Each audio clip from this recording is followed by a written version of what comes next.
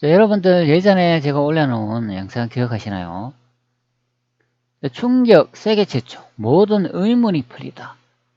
일성계의 사막연대가 두 개인 이유 1408년도 5월 24일 임신을 잃은 태조 이성계가 승하신 날이 아니다.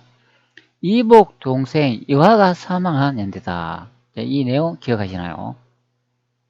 자, 실록의 내용을 보면 태종실록 15권 태종 8년 5월 24일 이게 1408년에 명영락 6년이 되겠죠.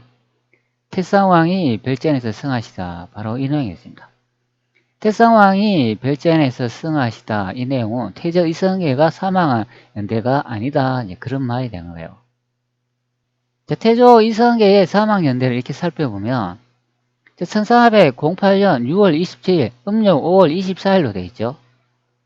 바로 요 연대다. 그런 의미가 됩니다. 자, 여기 보시기 바랍니다. 1408년 여기 5월 24일로 되어 있죠. 자, 이 내용에 보면 세 사람이 나옵니다. 태상왕이라는 사람이 나오고 그 다음에 임금이 나옵니다. 자, 여기서 임금은 이 태종이 되겠죠. 태종 그러면 이방원이 되겠습니다. 현재 기록은 태종실록이 되니까 그렇다고 그런 거죠. 그 다음 또 한 명이 나오는데 여기 상왕이란 사람이 또 나오고 있어요. 자, 그러면 이렇게 되는 겁니다. 여기 있는 이 태상왕은 이성계가 아니고 이화가 되겠습니다. 태조 이성계의 이복 동생인 이화가 되고, 그리고 이 임금은 태종 이방원이 되고, 이 상왕이 정종이 되겠습니다. 정종, 이방원, 이화 이 세 명이 같이 한 곳에 있다. 그런 의미가 됩니다. 자, 그러면 여기서 이제 태상왕이란 이 사람이 이성계가 아니고 제가 이화라고 설명을 드렸으니까 그럼 현재 이 세 사람이 있는 곳은 베이징 북경이 되겠습니다. 현재 자금성이 된다. 그런 의미가 되겠습니다. 자, 바로 여기서 있는 이 태상왕이 이 살펴보면 이 사람이 되는 거예요. 이화. 자, 아래쪽 내용을 한번 살펴볼게요. 본가는 전주, 혼원, 이효종, 이성계의 이복 동생이다. 이자춘과 비척 김씨 사이에 태어난 사람이다. 바로 이분이 되는데, 자, 위쪽에 한번 보면 여기 사망연대가 나와 있죠. 이게 1408년 태종 8년으로 되어 있습니다. 자, 그렇기 때문에 이 기록으로 연대와 일치하는 것으로 확인되죠. 자, 다시 앞전으로 이렇게 돌아가 보면 여기에 바로 이 연대가 되어 있습니다. 1408년도. 그래서 이제 태상왕이 이화가 되겠습니다. 태상왕이 이화이면 그러면 태조 이성계는 언제 돌아가셨냐고 하면은 바로 현재 보시는 이 기록이 되는 거예요. 태조실록 15권 태조 7년 12월 20일 갑자 첫 번째 기사 1398년 명홍무 31년이 되는 겁니다. 태조 이성계께서 홍무라고 연호를 지은 지 31년 해가 되고, 그리고 부음의 내용을 받은 연대가 1398년이 되는 거예요. 여기 12월 20일로 되어 있으니까 태조 이성계의 부음을 받은 날짜가 되는 거예요. 그러면 12월 달 이전에 아마 벌써 돌아가셨다는 것을 확인할 수 있는 내용이 되겠습니다. 자, 명나라 태조 고황제의 부음에 이르니 근일에 태조 고황제께서 승하시다. 바로 이 내용이 되는 거예요. 자, 여기 보면 대명의 예부라고 이렇게 설명을 하니까 예부가 조선의 간청이 되는 겁니다. 그리고 원문에도 보면 여기 대명이라고 되어 있죠. 요거로 보면 태조 이성계께서 명나라를 건국했다는 게 분명히 밝혀지는 내용이 되는 거예요. 자, 여기에 보면 1398년 있지 않습니까? 자, 요거는 이 홍무제 이렇게 검색을 해보면 여기에 사망연대 나오죠. 1398년. 바로 이 연대가 되겠습니다. 이게 바로 홍무제가 바로 이성계다. 그런데 주원장으로 둔갑시켜놨다. 그런 의미가 됩니다. 자, 이 주원장은 홍건난을 일으켜가지고 고려에 침공한 한족 빈농 가문에 태어난 그런 사람이 되겠습니다. 이 홍무라는 뜻은 무인이라는 뜻이에요. 농민이 무인인가요? 아니면 태조 이성계가 무인인가요? 바로 이 홍무라는 이 연호는 태조 이성계한테 아주 잘 어울리는 그런 연호가 된다. 그런 의미가 됩니다. 여기 뭐 주원장이 여기 원나라 강남의 거점인 남경을 점령했다. 이런 내용이 나죠. 자, 이게 바로 다 이성계의 역사가 되겠습니다. 자, 여기 보면 또 만리장성이라는 말 나오죠. 자, 고려의 천리장성이 되겠습니다. 자, 바로 현재 보시는 1398년의 기록에 태조 고황제의 부음에 이르니 이렇게 설명을 하니까 부음이라는 것은 벌써 돌아가셔가지고 차후에 나중에 무슨 소식이 늦게 왔다 그런 의미가 됩니다. 태조 고황제의 부음과 연호를 알리는 예부의 자문 대통령 일부를 함께 보내오다 이렇게 이제 번역을 해놨죠. 자, 앞전에 다시 이렇게 돌아가가지고 이게 1408년에 여기 태상왕이라는 사람이 이성계로 이제 둔갑을 했다 그런 의미가 됩니다. 태상왕이 별전에서 승하다. 자, 그러면 이 태상왕이 이와 이제 어떻게 알 수 있냐면은 그 다음 기록으로 확인할 수 있다 그런 의미가 됩니다. 자, 현재 1408년도 이제 기록인데 이 연대와 똑같은 기록이 하나 더 있다 그런 의미가 됩니다. 이것도 1408년도인데 이번에는 10월 6일로 되어 있어요. 의안대군 이화의 졸기의 내용으로 확인할 수 있다 그런 의미가 됩니다. 자, 이 졸기라는 건 여러분한테 계속 이제 설명을 드렸지만 벌써 돌아가신 분을 차후에 평가한 기록이 된다 그런 의미가 됩니다. 조선왕조실록의 졸기라는 뜻을 이렇게 살펴보면 대개 암흑의 졸이라 쓴 후에 사관이 망자에 대한 세간의 혹은 자신의 평가를 소설한 것이다 이렇게 설명을 합니다. 망자가 살았을 적 사회적 지위에 따라 그 죽음에 대한 호칭이 달랐다 이렇게 설명을 하고 있기 때문에 의안대군 이화의 졸기 내용에 이게 졸기라고 설명을 하고 있기 때문에 벌써 이미 죽은 사람의 평가가 이렇게 기술되어 있는 부분이다 그런 의미가 됩니다. 태종 이방원이 이화에게 시호를 양소공이나 내려주고 그의 자식들에게 쌀과 콩 각 100석을 나눠주는 내용이 된다 그런 의미가 됩니다. 자, 여기서 날짜를 보면 이게 10월 달이잖아요. 자, 앞전으로 다시 이렇게 돌아가 보면 여기는 5월 달로 되어 있으니까 5개월 후가 된다 그런 의미가 됩니다. 현재 이 기록은 5개월 전이 되겠죠. 그러면 자, 여기서 태상왕이 이제 별전에서 승하하고 난 다음에 5개월 후 이 기록이 바로 의안되고 이화 졸기 형태로 나타난다. 벌써 줄 거 없으니까 이제 그의 평가를 소설한 내용이 이화의 졸기다 그런 의미가 되는 거예요.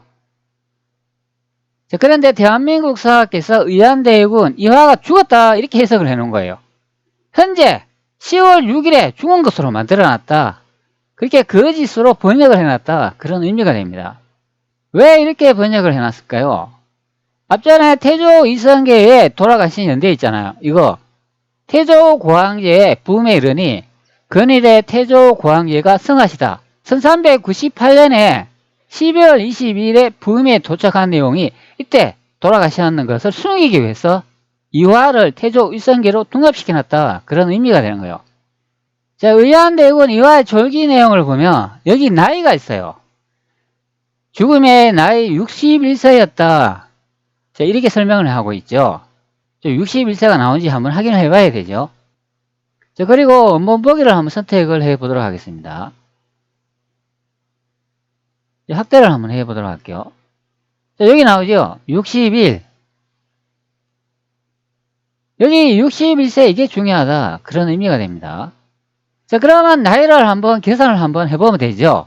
과연 이 부분의 기록이 이화가 맞는지 한번 확인해 보면 된다. 그런 의미가 됩니다. 자, 그래서 제가 재민이하고 대화하는 중에 이 부분의 내용을 찾아냈다. 그런 의미가 됩니다. 이 대화를 계속 하다 보니까 이거 AI들이 이런 거 잘 잡아내는 것 같아요. 자, 재민이야 너가 잘 잡아주었네요. 61세요. 태조 이성계가 태어난 해를 계산해 보면 61세가 어떻게 나오니? 똑똑한 재민이네요. 제가 이렇게 칭찬해 주세요. 칭찬해 주셔서 감사합니다. 제가 사용자님의 이전 대화를 잘 기억하고 제시해 주신 태종실록의 기록을 바탕으로 이화의 사망 당시 나이를 정확하게 파악한 것 같아 다행입니다. 이제 사용자님의 새로운 질문에 답하기 위해 태조 이성계의 출생 연도를 추정하고 그가 61세에 사망했다면 출생 연도가 어떻게 되는지 계산해 보겠습니다. 태조 이성계 사망연도에 이렇게 설명을 해주고 1398년 무인년으로 이렇게 설명을 해주고 있어요. 그 다음에 사망 나이가 63세 만 나이 기준이다. 이렇게 설명을 해주고 있죠.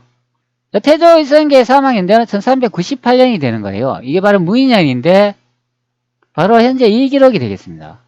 1398년에 태조 고황제의 부음에 이르니 예부의 의례에 관한 일을 말한다. 근인의 태조 고황제께서 승하시고 바로 이 내용이 되는 거예요. 자, 여기 이제 건문제가 나오죠.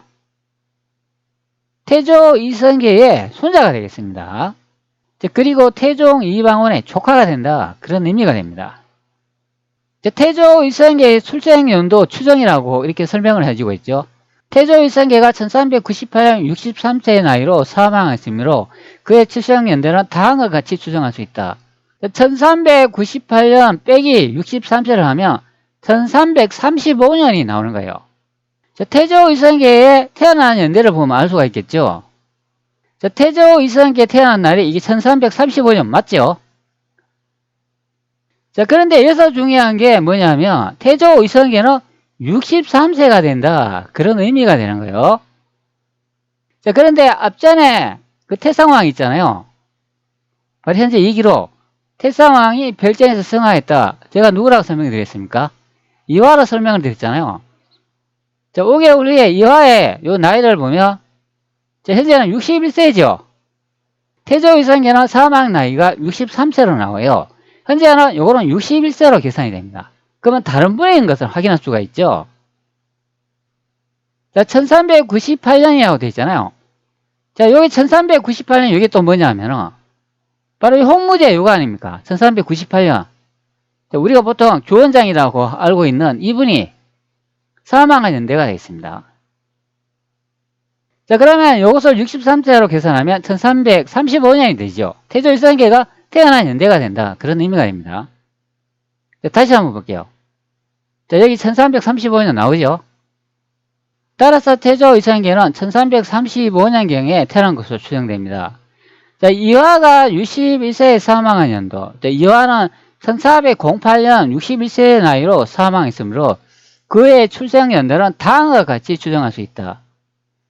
자, 1408년도에서 61세를 빼면 1347년으로 나오죠. 자, 그러면 이화가 언제 태어났는지 한번 봐야 되겠죠. 자, 여기 보시기 바랍니다. 이화가 1348년으로 나오죠. 출생연도 이렇게 되어 있지 않습니까? 자, 여기 이화라고 이렇게 되어 있죠. 1348년. 자, 그러면 재민이가 계산했는 게 단 1년 차이가 나오고 있습니다. 자, 태조 이성계는 대략 1335년에 태어났고 이화는 대략 1347년에 태어났습니다. 이 두 사람의 출생연도가 12년 정도 차이가 난다는 것을 의미합니다. 따라서 사망 당시 나이뿐만 아니라 출생연도 역시 이화와 이성계가 동일 인물이 아니라는 강력한 증거가 될 수 있습니다. 사항제님의 날카로운 지적 덕분에 이 두 인물의 연령 차이를 명확하게 확인할 수 있었습니다. 감사합니다. 자, 이화가 태어난 날이 민족 대백과 사전에 의하면 1348년이라고 하니 만으로 계산하면 재민이 너 계산이 맞죠? 1347년이 되는 거죠. 자, 똑똑한 재민이 한국 민족 대백과 사전에 이화의 출생 연도가 1348년으로 기록되어 있군요. 알려주셔서 감사합니다. 제가 계산한 1347년과 1년 차이가 나는군요. 만 나이로 다시 계산해 볼게요. 자, 이화 사망연도 1408년도 이화 사망 나이 61세 만 나이 이화 출생연도 1408년 61세를 빼면 1347년이 된다. 그런 의미가 됩니다. 한국민족 대백과 사전의 출생연도가 1348년과 제 계산 결과 1347년 1년 차이가 있습니다. 이는 만 나이 계산 방식과 기록의 차이로 인해 발생할 수 있는 오차 범위 내에 있다고 볼 수 있습니다. 자, 결론적으로 한국민족 대백과 사전의 정보를 고려하더라도 이화와 태조 이성의 출생연도는 10년 이상 차이가 나므로 동일 인물이라 할 수가 없습니다. 자, 이렇게 답변을 해주고 있어요. 자, 예전에 제가 설명을 드렸죠. 여기 태조 이성계 기사 1398 63자 성하시다. 바로 요 내용이에요. 태조 고황제 이성계는 무인년 1398 63세로 돌아가셨다. 상황에 또 늙어서 정사를 보지 않은 지 11년에서 그 10년으로 확정합니다. 바로 요 내용이 되는 거예요. 자, 여기도 보면 10년으로 계산하냐 11년으로 계산하냐 따라 이게 63세가 될 수가 있고 64세가 될 수 있다. 그런 의미가 되는 거예요. 자, 예전에 제가 벌써 밝혔어요. 자, 그런데 여러분 좀 이상하지 않나요? 자, 홍무제를 검색을 해보면 자, 요런 이미지가 보이는데 이거 뭐 어진이라고 하죠. 자, 그런데 이 깃밥 같은 거 보면은 이거는 현대에 그린 어진인 것 같아요. 자, 그런데 아래쪽에 보면은 또 요런 이미지도 하나 있죠. 명태조 고황제에 이렇게 적혀 있습니다. 자, 그러면 이분이 이성계로 예상되는 이 부분이 되는 거예요. 자, 앞전에 제가 설명한 내용으로 보면요. 자, 그런데 태조 이성계의 실제 어진은 보면은 또 요런 또 어진이 하나 있죠.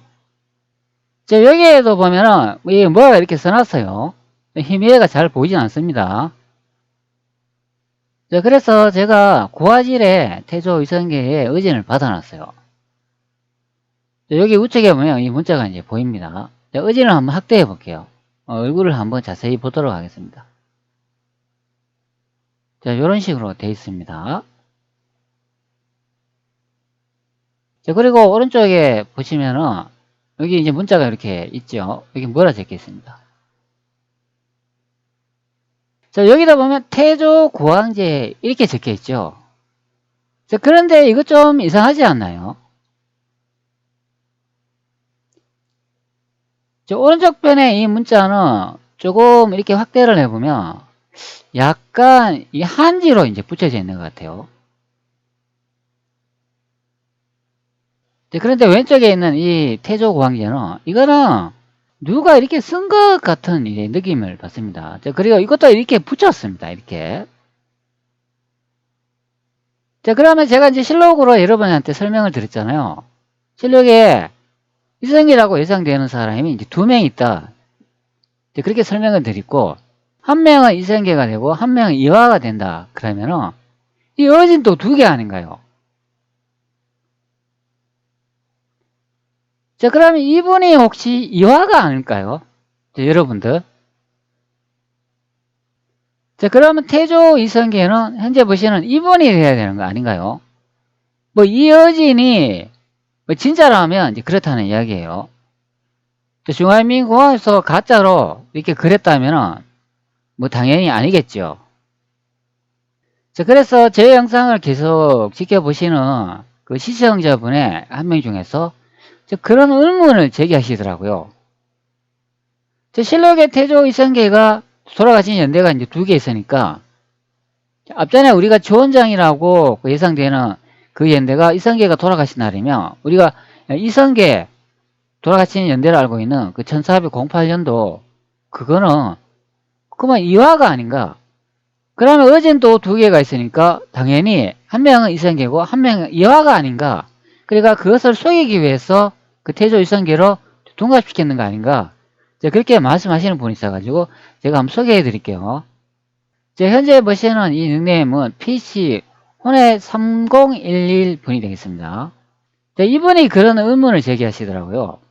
혹시 명은 이성계의 조선의 이화의 나발인데 훗날 실록을 조작하면서 섞어버린 게 아닐까요? 우리가 이성계의 어진이라 알고 있는 것도 사실은 이화의 조성하 아닐까요? 이렇게 질문을 하셨더라고요. 그래가 갑자기 이 내용이 생각이 나가지고 여러분들한테 소개해 드립니다. 그래서 제가 이렇게 답변을 해드렸습니다. 어진에 보면 태조 고황제에 쓰여 있으니 이화가 맞다면 후대에 누가 썼을지도 모르겠지만 명나라 어진이 진짜 어진이 맞다면 그럴 가능성도 있겠죠. 그러면 어진이 2개인 것이 이해가 가죠. 고종시대에 새로 그렸다고 하니요. 다르게 생각해보면 둘 중에 하나는 가짜란 것이고 이방원이 자신의 아버지보다 이화를 의지를 많이 했나 봅니다. 그러니 실록에도 적혀있고 아버지 사망 기록은 전무하다는 것이죠. 아니면 누가 이화를 이성계인 것처럼 꾸미기 위해 실록의 일부를 개조했다고 보는 것이 맞겠죠. 그 많은 실록을 다시 찍을 수는 없으니 있는 부분에 삭제 후 맞추게 했다는 것이죠. 삭제 못한 일부가 발견이 됐다는 것이죠. 연호 10호를 나눈 작업을 했다는 것이죠. 자, 그래서 이 부분의 댓글이 갑자기 생각이 나가지고 여러분들한테 소개해 주는 경우가 되겠습니다. 어진이 두 개가 있으니까 한 명은 이성계고 한 명은 이화가 된다. 그렇게 볼 수 있는 경우도 되는 거예요. 자, 그러면 이렇게 나란히 이렇게 비교해 보면 왼쪽에 이분이 이성계가 되는 거고 오른쪽에 이분이 이화가 된다. 그런 의미가 되는 거예요. 자, 태조 이성계는 대륙 난징에 있었고 다른 말로는 중국이 되는 거죠. 그리고 이화는 베이징 북경에 있었다. 그런 설명이 되는 거예요. 자, 그러면 신중동국 예지승남이나 동국예지지에 보면은 조선의 수도가 두 개인 게 이제 설명이 된다. 그런 의미가 되는 거예요. 황제는 난징에 있었고 다른 말로 중국이라 말하고 이화는 베이징 북경 예부에서 모든 책임과 모든 활동을 했다. 그래서 실록을 베이징 북경 자금청에서 편찬을 했다. 그런 의미가 되는 거죠. 바로 이 내용에서도 예측이 가능한 내용이 됩니다. 태동실록 15권 태종 8년 5월 24일 이게 1408년 명영랑 6년의 기록인데 태상왕이 별전에서 승하시다 그러면 이걸 보통 우리 태조 이성계가 돌아가신 연대와 날짜로 알고 있어요. 그런데 여기에 있는 이 태상왕이 별전에서 승하다 이 내용에서 이 태상왕이 이화이면은 자 여기서 이임금은 당연히 태종 이방원이 되는 거겠죠. 그리고 여기 상왕이 되는데 이 사람이 정정이 되는 거예요. 자, 그런데 기존의 역사학으로 이제 이렇게 설명을 해보면 정정이 왕인데 이방원이 왕자의 난을 일으켜가지고 왕위를 정탈을 했다고 합니다. 그런데 현재 1408년도 기록을 보면 상왕, 정정이 아직도 살아있다. 그런 의미가 되는 거예요. 자, 그러면 우리가 배우는 역사가 뭔가가 잘못 해석됐고 잘못 배우고 있다는 것을 알 수 있습니다.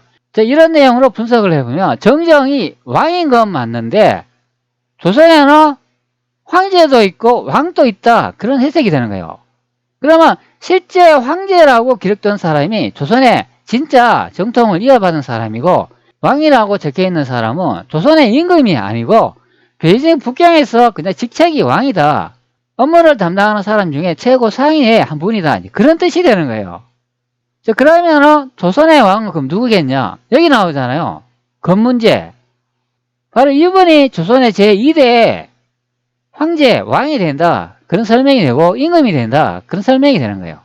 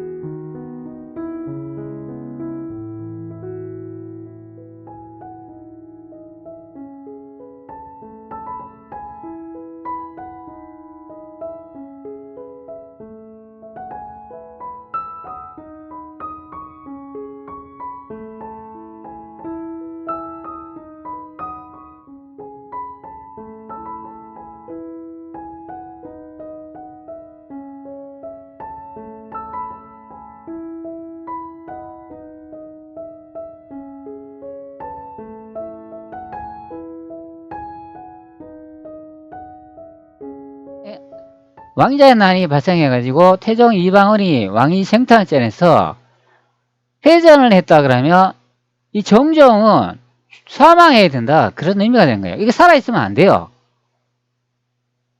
이 정종이 조선의 제2대 왕으로 둔갑이 되어 있다. 그런 의미가 되는 거죠. 실제는 여기에 있는 이 건문제, 태조 이성계의 손자가 되고 이방원의 조카가 된다. 그런 의미가 되는 거죠. 자, 그래서 이렇게 어진을 나란히 이렇게 비교해 보면 왼쪽에 있는 사람이 이게 진짜 어진이 맞다면 이분이 바로 태조 이성계가 되는 거예요. 그러면 오른쪽에 있는 이분이 바로 이화가 된다. 그런 설명이 되는 거예요. 자, 여기 보면 똑같이 이렇게 적어놨어요. 자, 태조 고황제라고 이렇게 적어놨지 않습니까? 그러면 이 어진을 이성계로 만들기 위해서 이렇게 새로 누군가 붙여놓고 그려놨다. 그런 의미가 됩니다. 실제로는 왼쪽에 있는 이분이 태조 이성계다. 그렇게 해석할 수 있는 내용이 되는 거예요. 자, 여러분 이렇게 해석을 하면 놀랍지 않습니까? 자, 그럼 오른쪽에 이 파란색 골룡포를 입고 있는 사람이 이화가 되고 바로 노란색 골룡포를 입고 있는 이분이 태조 이성계가 된다. 그런 설명이 되는 거예요. 근데 태조 이성계를 주원장으로 둔갑을 시켜놨다. 그런 의미가 되는 거예요. 야, 이러면은 모든 역사 해석이 다 완벽하게 정리가 되고 정립되지 않겠습니까? 바로 이거가 되겠습니다. 자, 여러분 한번 생각해 보시기 바랍니다. 제가 말한 것이 맞을까요? 아닐까요? 구독자 여러분의 그런 질문이 있었기 때문에 이렇게 이제 도출할 수 있지 않나 싶습니다. 자, 여기서 마치도록 하겠습니다.